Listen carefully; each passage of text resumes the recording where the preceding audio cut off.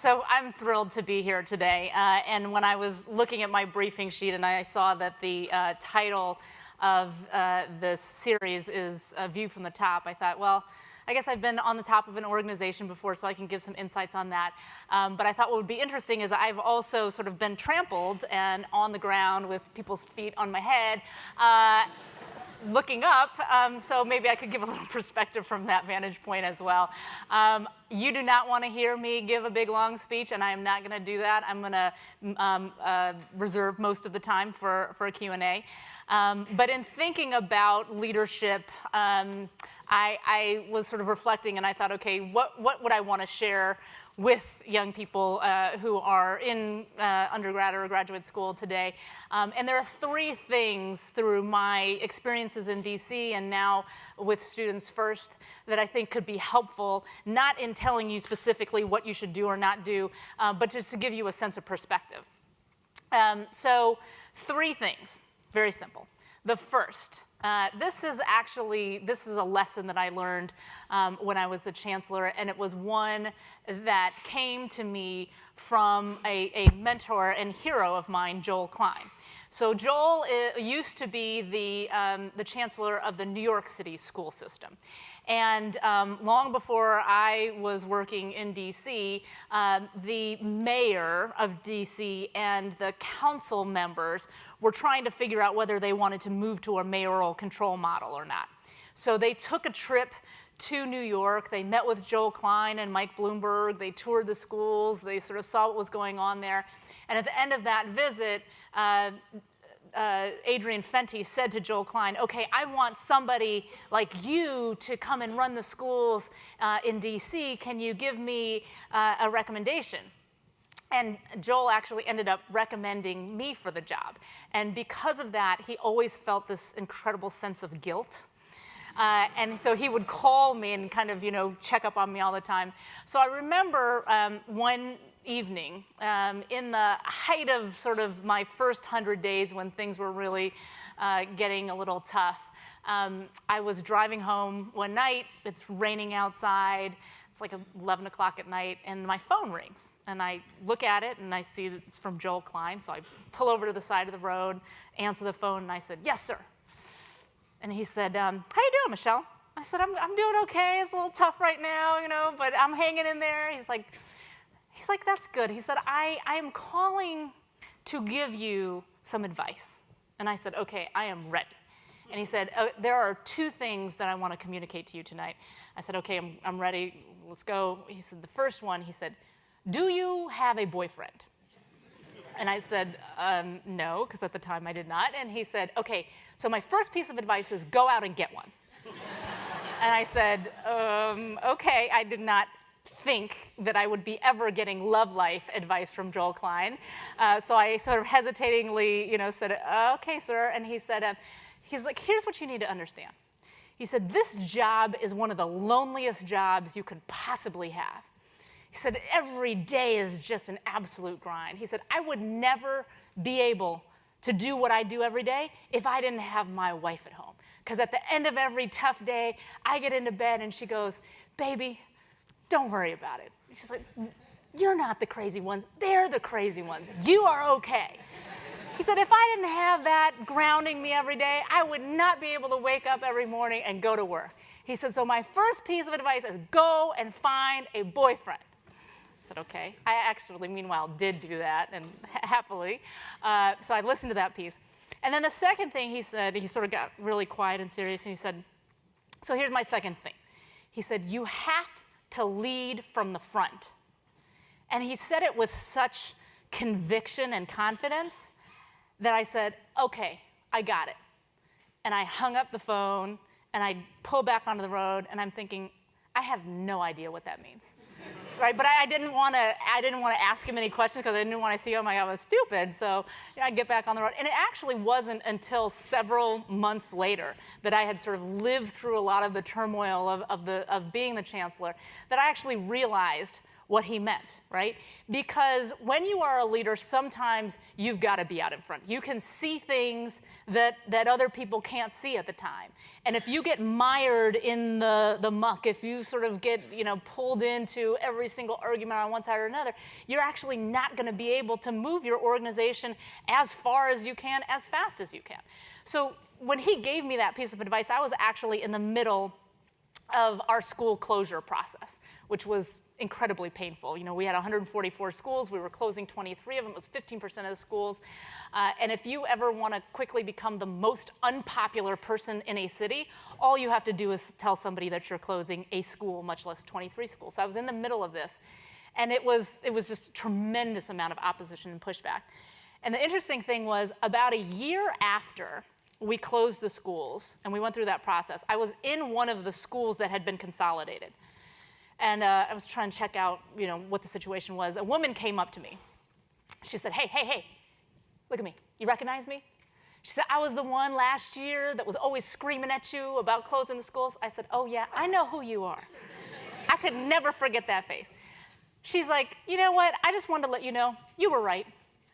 She said, we couldn't see it at the time because it was such an emotional and sentimental process for us. And we were just angry at you and, this whole process. She's like, but now I get it.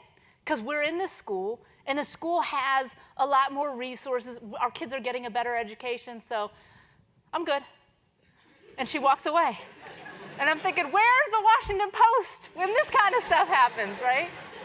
But what I realized is this. We were able to, because we made that incredibly tough decision to close those schools, we were able to create a new reality for the children in Washington, D.C. Because of that decision, we were able to provide an art teacher, a music teacher, a PE teacher, a librarian, a nurse, and a social worker or a guidance counselor at every single school in the city.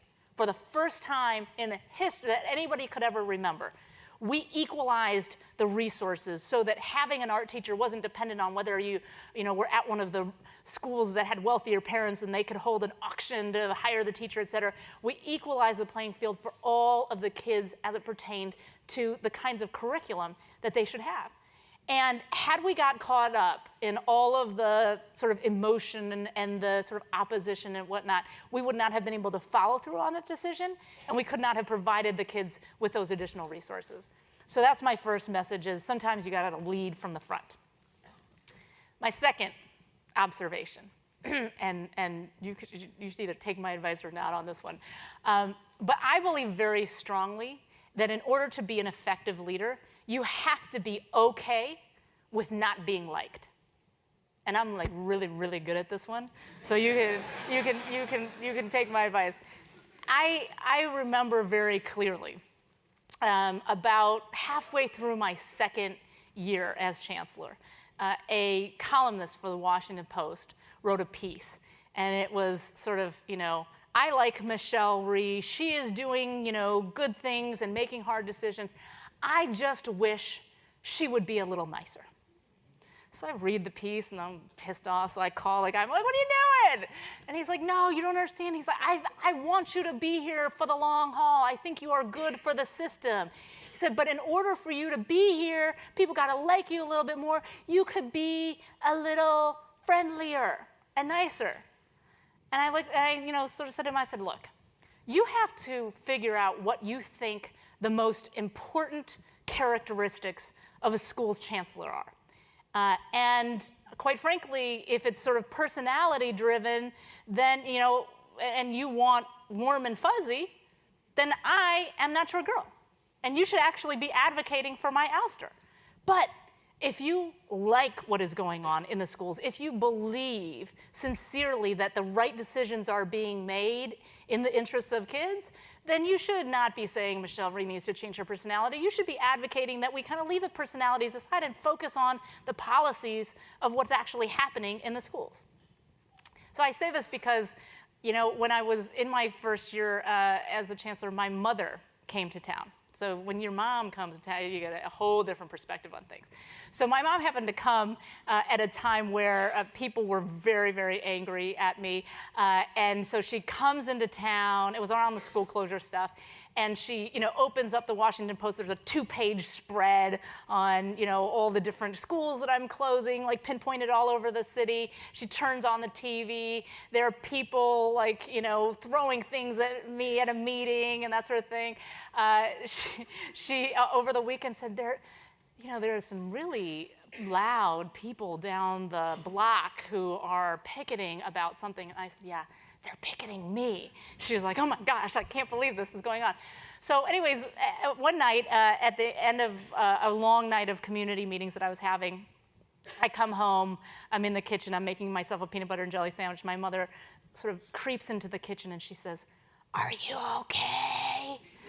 I said, yeah, I'm fine, I'm good. And she looks at me and she goes, when you were little, you never used to care what people thought about you. She's like, so I always thought that you were going to grow up to be really antisocial. But I see now that this is serving you well.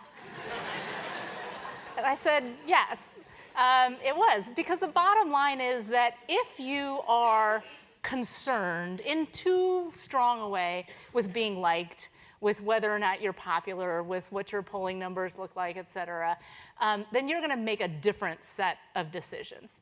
And the bottom line is that no really significant change comes without some pretty significant pushback and opposition as well.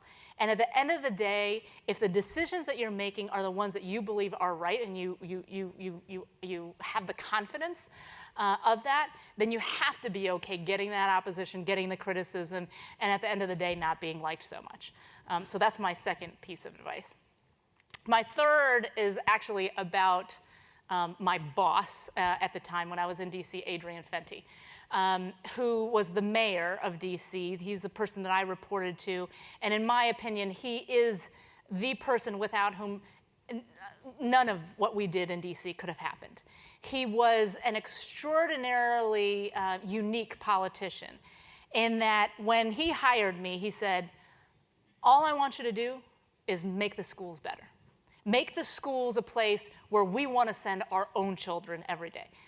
In terms of politics and the pushback and whatever, I'll handle that, but we're not going to worry about it because at the end of the day, we're going to make every decision within what we believe is in the best interest of kids.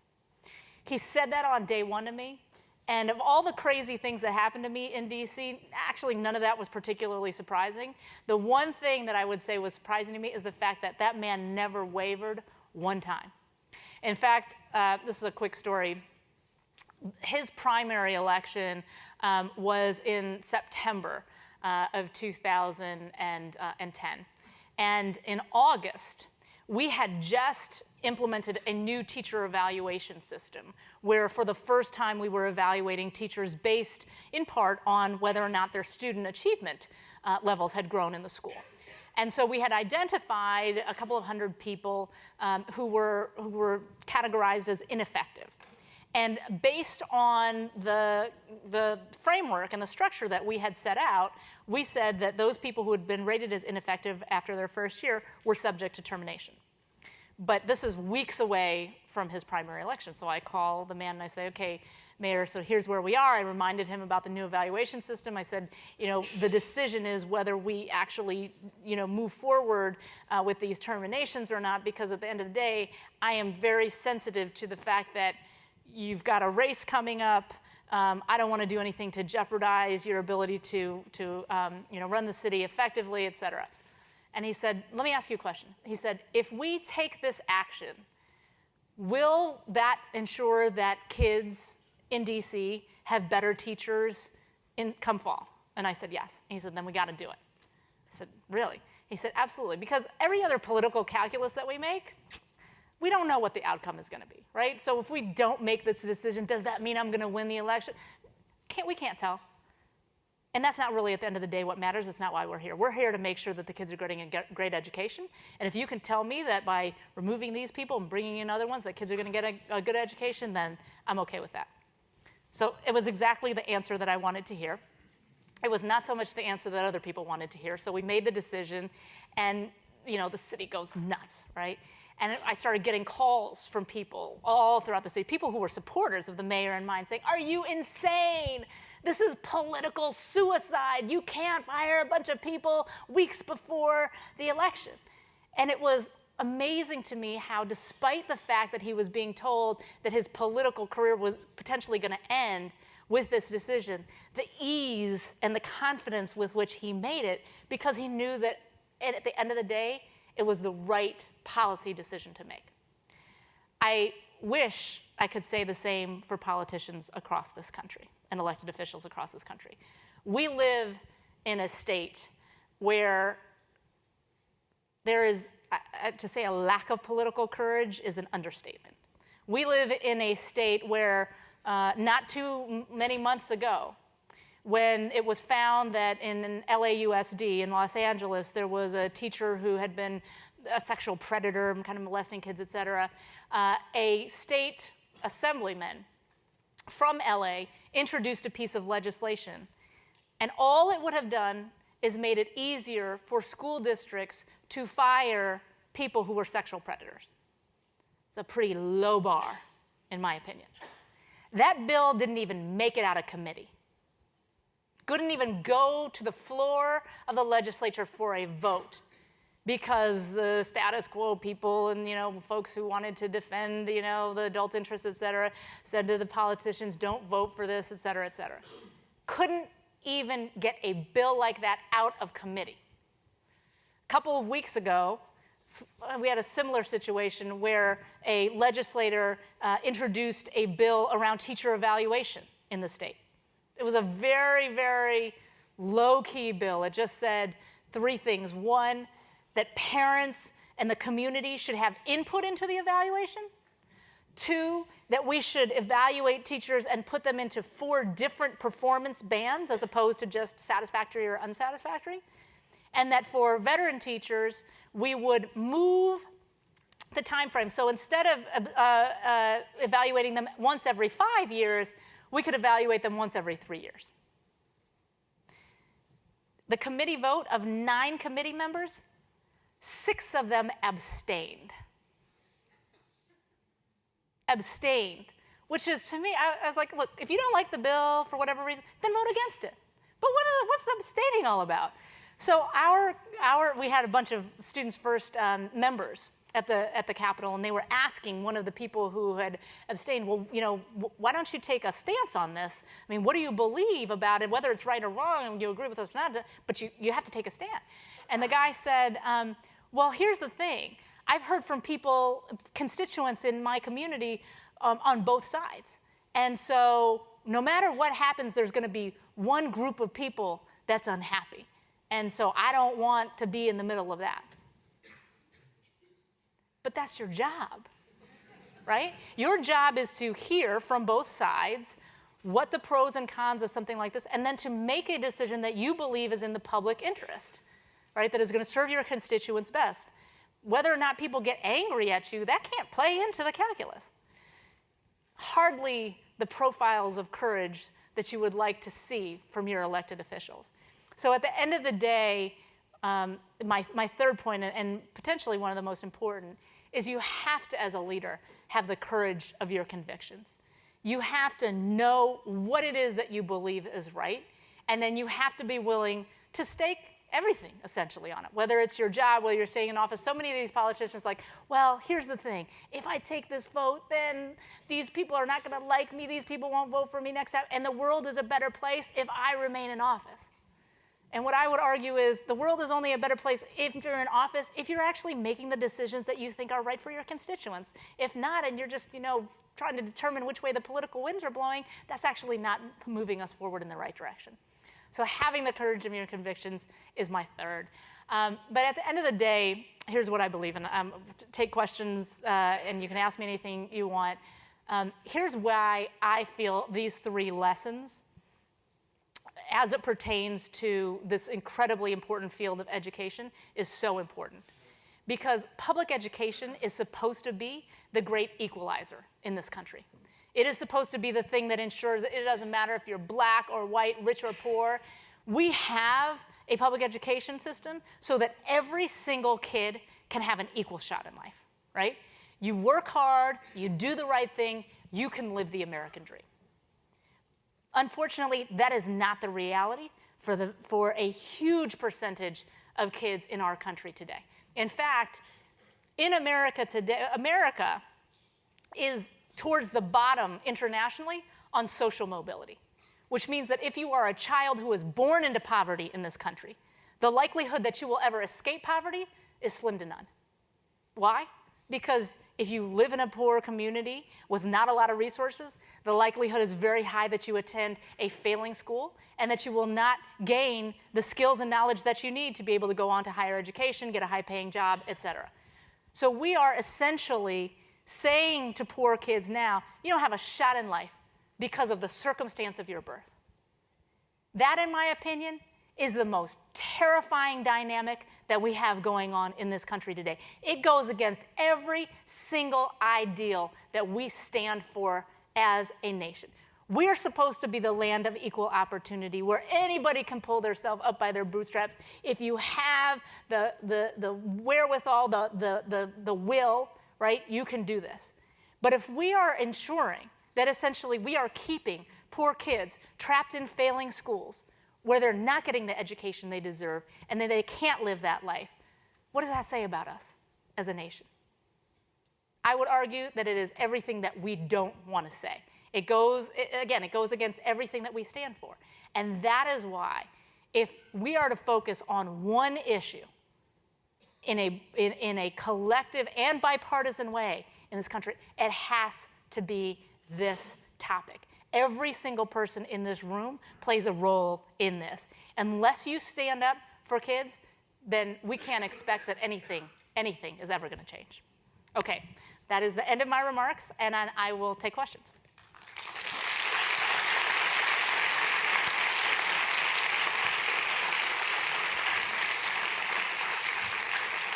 Okay, I think we have 2 people with mics, so I'll just go back and forth. Over there is the first. So thank you for coming. My name is Jamal. I'm a second-year MBA student. I want to challenge you a little bit on the notion, the idea of being friendly versus being tough. We spend a lot of time here studying the interpersonal intricacies of making tough decisions, and something I've come to learn is that there is a lot of middle ground sometimes, and I wonder, when you reflect upon your time in DC, do you ever think that had you moderated your personality, your toughness, you might have been more effective? I mean, for example, you fired principals on TV, and I know you've said you regret that in hindsight, but if that's indicative of kind of your general disposition, do you feel like you ever did a disservice to students by being tough to a fault? So here's what I said is you have to be okay with not being liked. I didn't say you got to be an a-hole, right?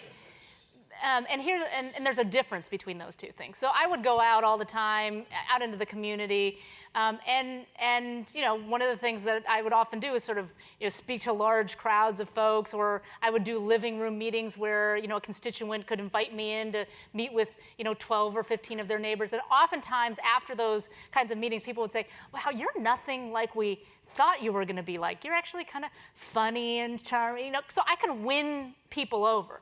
And I tried to do plenty of that. But at the end of the day, the question is, what was more important to me? Being liked and being popular, or doing the right thing for kids?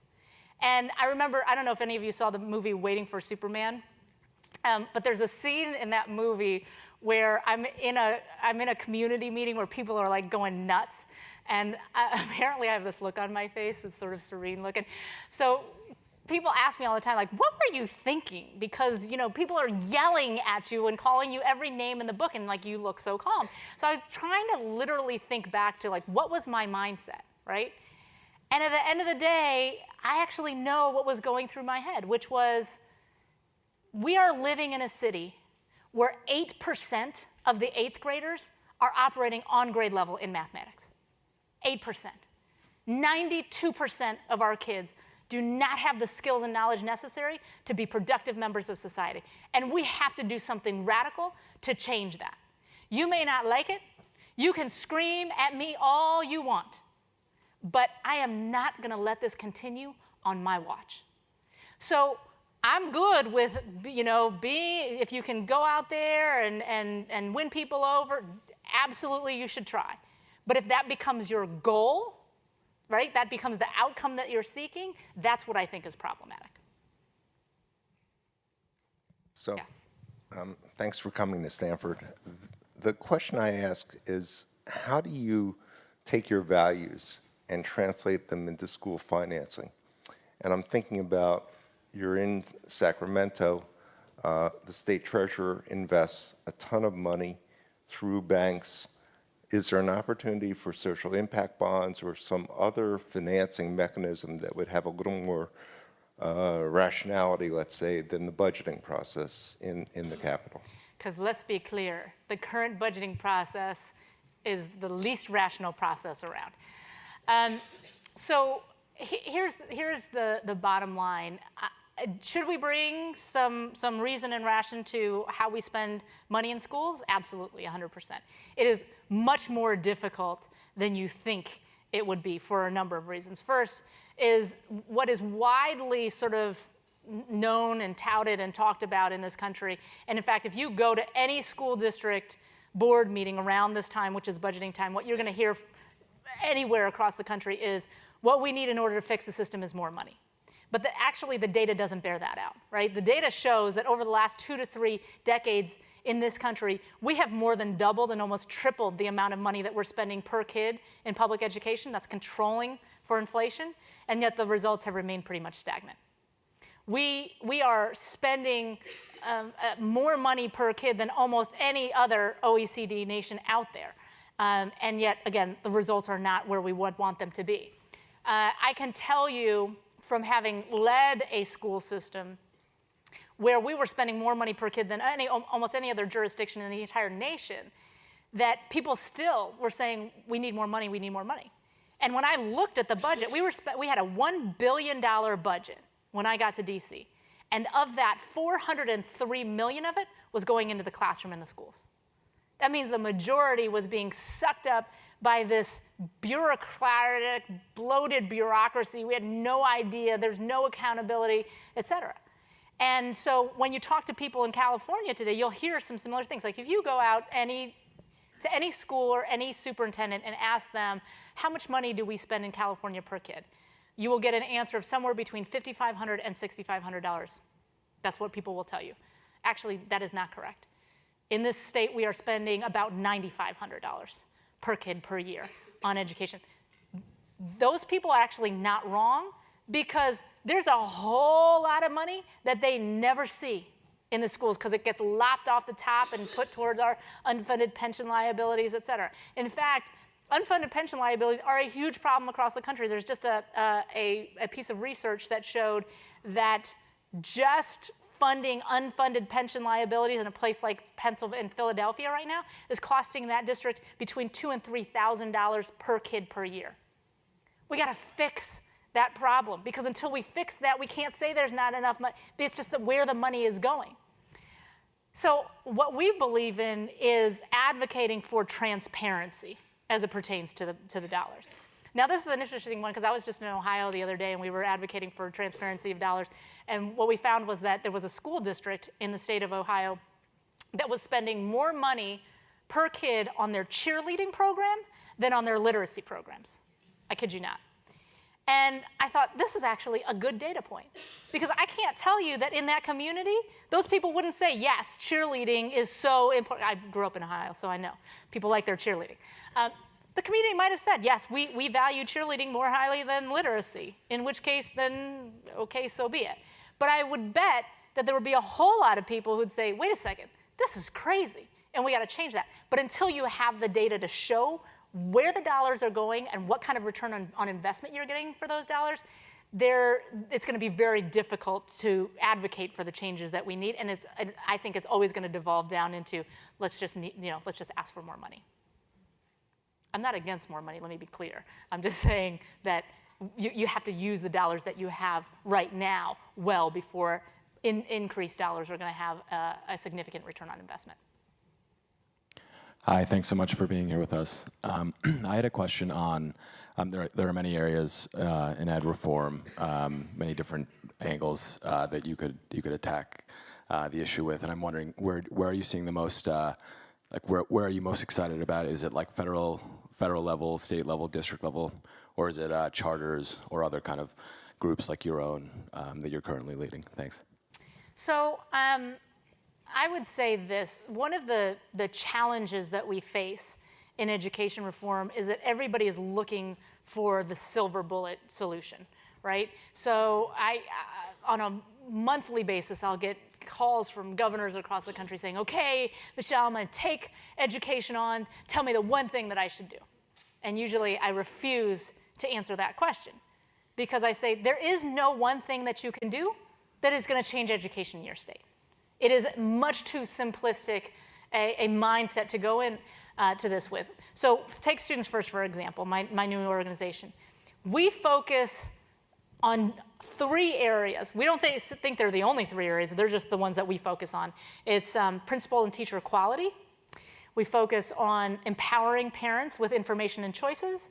And we focus on fiscal accountability and responsibility. Within those 3 areas, there are 37 different policies on our agenda. And our belief is that you have to have all 37 in place in order to create the kind of environment that's going to be ripe for real reform to take place. But what people want to do is just choose one. So somebody will say, well, I'm going to pass the parent trigger, or I believe in vouchers, and then they believe that you implement a voucher program, and then all of a sudden everything's going to change because the market is going to rule. It just doesn't work that way. So part of, I think, what we have to focus on is understanding that how the system became the way that it is was very sort of a complex mix of issues all sort of coming together. And how we're going to solve this problem is also a complex mix of lots of different things happening. It's not just about one issue or one policy. Yes? Hi, I'm Jenny. Thanks for being here. I appreciated your talking about leading from the front and being willing to take risks to not always be popular. Another part of leadership that I'm trying to think about is how do you make sure that you're as inclusive as you can be and really build a cohesive movement. So I'm wondering if you could talk about how you think about balancing those two things, and whether there's maybe been a time in your leadership where you've decided to slow down or back off from one of your goals in order to bring more people along with you. Yeah. That's a great question, and something that, to tell you the truth, we weren't able to do particularly effectively in DC. So, but this is the lesson that I learned from that. When I was in DC and we were implementing all of these incredibly aggressive reforms, we were out in the community a ton. I mean, every single night we held chancellors' policy forums. I had office hours. I was doing living room visits. I did, teacher talks twice a week. I mean, we were out there trying to engage the community in our reform efforts, getting their feedback, et cetera, et cetera. At the end of the day, it didn't work. We were not able to create an environment where people felt that they were part of what we were creating. And so it's interesting because people say to me, well, that shows that you can't bring people along. And I'm like, no, it doesn't. What it shows is that I wasn't successful at it. But just because I couldn't do something, I would never say that, therefore, it can't be done, right? So what I would hope is that the next superintendent who comes along, whether it's in DC or somewhere else, would be able to look at what we did, the things that we did well and the things that we didn't do particularly well, and then learn from those things and build off of them to try to chart a new course. Like, that's what I think the most important thing was. So striking that balance, I do think is important, and it was unfortunately something that we were never able to do exactly the way that we wanted to do. I think that had we been able to stay for another term for 4 more years, I do believe strongly that that dynamic would have changed. Because for us, because what we were doing was so dramatic and we were doing it in such short order, we were getting that kind of immediate opposition and pushback that often you do when you have significant change. What we weren't able to stay there for was people realizing, wait, okay, it's not so bad. Like, yes, we have a new teacher evaluation system, but now I'm getting paid a whole lot more money because I'm effective in the classroom. The sky didn't fall, et cetera. So, but those things have to be in place for some time before people can come around to it. And I think that's just a virtue of, also sort of leadership and knowing that consistency is important too. And I think one of the most fortunate things about my experience in DC is that the woman who was my deputy was able to continue on, and she is now the chancellor in DC. So there was a tremendous amount of consistency within the policies that we were pushing, but the dynamics are different, and I think that she's doing a great job of that now. Hi, my name is Katie. I'm a first-year MBA. So I wanted to ask you about some of the erasure scandals that have been happening nationally. Over the last few years, as you know, as there's been increased accountability linked with high-stakes testing, that's also kind of been tied with teacher cheating, administrative teaching in New York, DC, Texas, and across the country. I'm wondering, as a leader, how you kind of where within this cycle you see the root cause beyond simply blaming the individuals involved. Yeah. So I'd say this, that I believe very strongly that the vast majority of educators in this country would never, ever compromise their personal or professional integrity and cheat on a test. Because they know that that's cheating kids and they would never do that. Does that mean that there aren't a small number of people out there who are going to make the wrong decision? No, you're always going to have that circumstance. And I think that because of that, you need to be very clear with folks about the fact that cheating is unacceptable. You have to have very strong test security measures in place. And then when it does happen and you find that it happens, then you have to have consequences for those folks. So that's generally what I feel. I think that where this debate is going or where the conversation is going around the cheating stuff is just weird to me. Because what you're hearing a lot is, well, because there's cheating, this shows that we should not have high stakes tests because when you put these high stakes, you're making teachers cheat. That is so demeaning to the teachers across this country that I know. You're implying that because you're putting, because there's pressure that they're going to do the wrong thing. There's pressure every day in a teacher's life. Forget tests for a moment. Because teachers know that the future of their kids, their students, rest in their hands. So they feel that pressure every single day. And they're not going to make crazy decisions just because they feel that pressure. So I feel like that's part of the problem that's going on in the education debates these days. It is becoming sort of these very polarized extremes, that because you're seeing some of this happen, then we should get rid of standardized tests. No. You should put the right security measures in place. So that, I feel like at the end of the day, here's the thing. There are people out there who are sort of very anti-testing right now, and I actually understand exactly where these people are coming from. Because I can tell you as a parent, I have 2 kids. And last year when my younger daughter was in 4th grade, she started coming home in late April, and I'd say, well, where's your homework? And she'd say, I don't have any homework anymore. In fact, we're hardly going to school anymore. We're only going on field trips because the TCAP is over. That's the state test where we live. And I thought, oh my gosh, this kid is saying this to me, right? If I was just a normal parent who didn't know anything about education reform, I would hate that test. You didn't even have to tell me anything about it. I'd be like, why are we creating an environment where we're communicating either directly or indirectly to kids that after the test is over, learning stops, because that's somehow all important. So I get the feelings of the sort of anti-testing, because when you have experiences like that, that makes you not want to like the test. On the other side of the equation, though, we have to have standardized, consistent ways of measuring whether or not children are learning, whether or not they're learning, they're able to do what they should do for that grade level. So should we have, and standardized tests, though they are not perfect, are one way to do that. So do we need them? Yes. Should they be the end-all, be-all, the thing that we all go to school around Absolutely not. So what we need is a balance in the equation, just around with the cheating stuff, et cetera. You need balance, you need reason, you need rationale when you are talking about the policies, because where people are on the extremes, it makes absolutely no sense. Yes. Hi, Michelle. I'm Amber. I'm a second-year MBA. I'm a graduate of DC Public Schools and a former TFA Corps member, Houston, 2008. I particularly like your idea of public education as the great equalizer. One might argue, though, by virtue of us being here at Stanford, that we are the winners in that equation.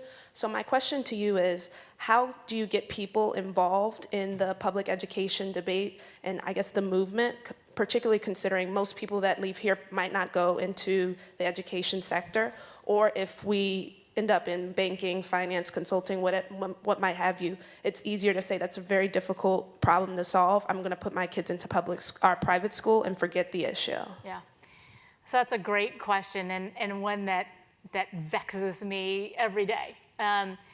Because take, for example, business folks, right? The vast majority of business people that I run into on a daily basis say to me, you know, Michelle, God bless you. You know, Godspeed, keep doing the work that you're doing. I mean, it's just amazing. And I say, great, do you think you could sit on my board or help me? And oh, no, right? And literally, if I had $1 for every person who told me this, like Students First would be set for a long time. And it's frustrating, but at the same time, it's understandable, right? If you have a CEO of a Fortune 500 company who takes a stand on education, and then the unions or whoever like come after him, why are you supporting Students First? Why are you taking a stand on this issue? Let's boycott the company, their stock prices go. Then they're not actually fulfilling their fiduciary responsibilities to their organization. So while they may think that education is important, it's not worth it for them to take it on because they have other stuff to worry about day to day, right? So that, I think, makes a whole lot of sense to me, and you can't begrudge people for that. But that said, I think that part of the dynamic that we need to create is getting people, not just business people, parents who have whether they have their kids in public school or not, to understand that this is an issue that is going to impact all of us in the long run, right? Because how you get people involved in a movement typically is if it impacts their day-to-day life, right? I mean, people are busy every day. Come out to a meeting, come to the Capitol, write a letter. Ugh, I have 52 million things to do. Like, I can't fit that in. Unless you say, your kid is not going to be able to go to this school, then I will clear my calendar to make things happen. And part of what we haven't been able to do for the vast majority of Americans is show them how whether getting involved in public education in this fight or not is going to impact their livelihood, their day-to-day life, right? It seems too far removed right now, and that's what we've got to kind of connect the dots on. Just a quick thing, this is so for employers and business people, 50% of employers in a recent survey said they could not find people in their candidate pool who had the skills and knowledge that they needed to fill mission-critical jobs. In this economy, with this kind of an unemployment rate, you have people who have jobs and they're saying they can't find people to fill them. That is crazy.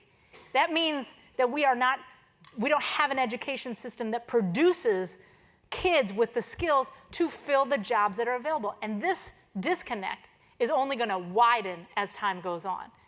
So if we are creating a world in this country where, you know, we might have the Facebooks and the Googles and whatever, but all the coders and engineers, half of them are being employed by people in India and China because that's who has the skills, that is a huge problem for our country writ large. And so connecting those dots is one of the things that I think we have to do in order to crack this open and really get a broader swath of people involved in this effort.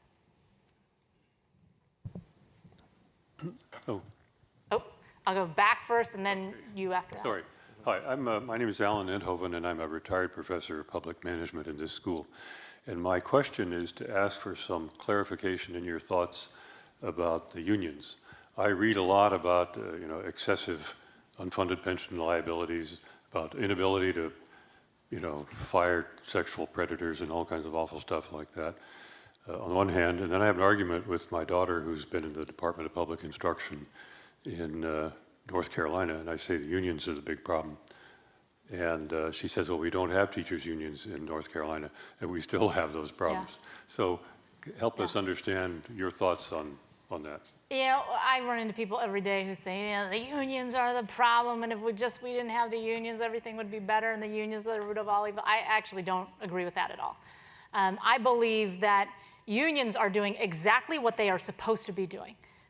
Right? The job of a union, the purpose of a union existing is to look out for the rights, privileges, and pay of their members. And they are doing a bang-up job of that. So you can't begrudge them the fact that they're doing exactly what they were created to do. You can't hate on that. I don't actually think that the unions doing their job is the problem. I think the problem is that we have to date not had an organized national interest group with the same heft as a teachers union that's advocating on behalf of kids. Because if you had that, then you'd have balance in the equation, right?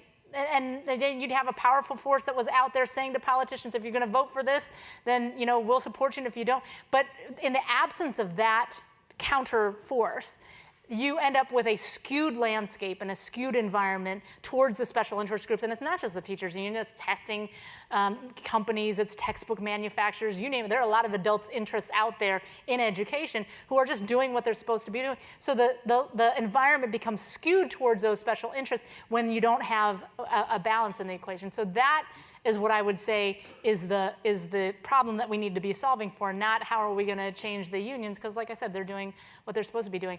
I will say this, that on some issues, I don't think the union is serving their members particularly well. And I'll take the pension issue as an example. If we don't do something to solve the pension problems, the systems are going to go bankrupt, and people who are relying on this in the long run are going to be screwed. And that is not good. If you actually look at polling of new teachers, right? So say you're going to create a new pension system, and you grandfather everybody who has more than 5 years experience in, right? You can keep your current benefits as they are. And you're just looking at people who have not yet vested in the program. The vast majority of those people actually, they're not interested. They don't prefer a defined benefits program. They would prefer to have a portable, more flexible pension system.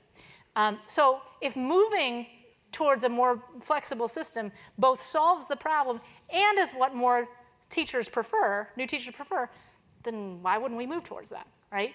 So that's the kind of circumstances where I think that unions need to sort of be moving along with us, because it's going to better serve their members and better serve sort of the general school district operations. Because like I said, right now, these unfunded pension liabilities, a huge percentage of the dollars that are being used to try to fill these holes are being taken out of the classroom. So that doesn't benefit their current members. Yes. Hi, my name is Chen. So my expertise isn't in education, so please correct me if I'm wrong, but my understanding is that socioeconomic level and parents' education level are probably the biggest determinants of learning outcomes by a big margin, by a really wide margin. So I was wondering, based on your experiences, I wonder how much of our problems with education today are due to broken policy, and how much of it is because of deeper, more intractable social problems. Yep. And I think because of kind of DC's unique situation in terms of socioeconomic inequality and also learning outcomes, you're kind of uniquely positioned to speak to this. Yeah. So here's what I will say. When kids are living in abject poverty, does it make it harder for them to come to school ready to learn every day? Absolutely. Does it make it harder to teach them effectively? Yes, unequivocally. Those are two realities. But can we use poverty as an excuse for why kids aren't performing at high? No. I staunchly refuse to believe that, because if you look at the research, it is very clear that of all of the in-school factors that exist, that teacher quality is the factor that has the most impact on student achievement levels. So if you look at a recent study that was done by Raj Chetty from Harvard, it showed that if a kid has just one highly effective teacher in their lifetime, in their 12-year schooling experience, that it increases their lifetime earnings, their likelihood of graduating from high school and going on to college, decreases the likelihood that they'll have a teenage pregnancy. Just one out of the 12 teachers that they have, just one increases those things. We know, based on the research, that if you have 3 highly effective teachers in a row, it can literally change a kid's life trajectory. 4 in a row, and you can actually close the achievement gap. So that's not saying that poverty doesn't provide a huge obstacle and barrier and challenge to our children every day. But what it does say is that there are things that we can be doing within the schools every day that can make a significant difference in these kids' lives. And when I say these things, oftentimes people say, well, you're blaming the teachers, you're putting too much. I'm not blaming the teachers for anything. These problems don't exist because teachers are doing one thing. What I'm saying is that if we look at the situation that we're in now and we look at the potential solutions, I believe that teachers are the solution to the problems that we face. If we know that 3 or 4 highly effective teachers in a row can change a kid's life trajectory, why shouldn't we be aspiring as a nation to make sure that every single kid has a highly effective teacher in front of them every single day? That's not anti-teacher. That's just wanting to put every kid in an environment where they are most likely to be successful. And I think that being controversial or whatever makes absolutely no sense to me. We have to know within every sector that we're in, but in particular in education, that what we do matters. And I would say this, if you look at any place in history, over any time period, any country or whatever, the most effective strategy that we know to break the cycle of intergenerational poverty is not a social program or what, it's making sure that kids are getting the education they deserve. Hi, Michelle. Thank you so much for joining us. So there's a two-part question. The first part is, what lessons can the US learn from some of the other education systems in the world? And the second question is on behalf of the View from the Top team. We like to close with the question that we all get asked as we apply to the business school, which is, what matters most to you and why? That's a little heavy. So what lessons can we learn? I just finished reading a book that it hasn't come out yet, but it's going to be out shortly, that's called The Smartest Kids in the World and How They Got That Way. And it's a book written by an American journalist who has been sort of she wrote a big piece about me when I was the chancellor, and she got sort of inundated with all this, well, why are you saying that Michelle Rhee is doing X, Y, or Z? So she started hearing, from people who were saying, well, we need to do what Finland is doing, we need to do what South Korea is doing, and so she decided to go to Finland, South Korea, and Poland to figure out what those systems are doing. The book is fascinating because it actually tells us a lot about what we should and shouldn't be doing. We should not be trying to replicate a situation like South Korea. Those people are crazy. Those are my people, so I can say this. We're a little crazy. Koreans have no moderation. We're like nuts, and look, everything is focused on like nuts. Anyways, so we should not do that. But we also can't continue to sort of believe, what? If kids are poor, they face too many challenges, there's nothing that we can do to overcome the challenges of poverty, and therefore we're going to throw our hands up. That's not the right answer either, right? And so what I think she sort of called out of the various countries that are doing quite well is that there is, number one, a very, very strong focus on teacher equality. And a lot of these countries do this on the front end by not allowing anybody but at the highest achieving people to actually become teachers and go into schools of education, right? And then holding them to a high standard throughout. So that's one piece. A curriculum that is very, very sort of focused on having high standards for all kids is another piece to it. And then having accountability at all levels. So not just of teachers and of administrators, but of students too, to say, look, we're going to hold you accountable if you're not doing the right things. So I'd say those are some of the lessons that we can learn from other countries. And again, if we do things in moderation, I think we can actually vastly improve where we are as a nation. Your second question was what? What matters most to you and why? What matters most to you and why? I would say that what matters most to me is kids. I mean, this is what makes me get up in the morning. It makes me want to fight every day for what is in their best interest, because now that I run this political advocacy organization, I have a lot more interaction with our elected officials, which is unfortunate in a lot of ways. I was not too long ago talking to one of them who said, Michelle, I get it.